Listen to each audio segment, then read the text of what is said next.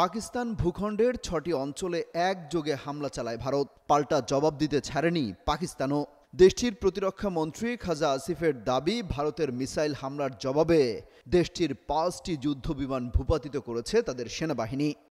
এছাড়া পাকিস্তানের আইএসপিআর জানায়, পাঞ্জাব ও আজাদ কাশ্মীরের শহরগুলোতে ভারতের হামলার পর পাকিস্তানের সশস্ত্র বাহিনী প্রতিশোধমূলক হামলা চালিয়েছে ৫টি ভারতীয় ফাইটার জেটে।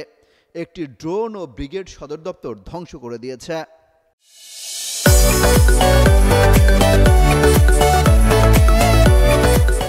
জানানো হয়, অভিযানে অংশ নেওয়া পাকিস্তানের বিমান বাহিনীর সমস্ত যুদ্ধ বিমান নিরাপদে রয়েছে।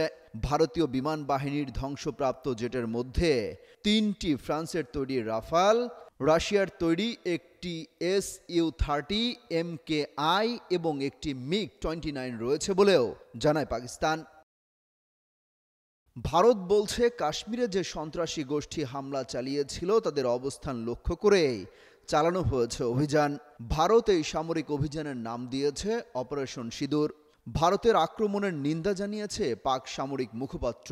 তিনি বলেন, আমাদের বিমান বাহিনীর সমস্ত বিমান আকাশে উঠছে।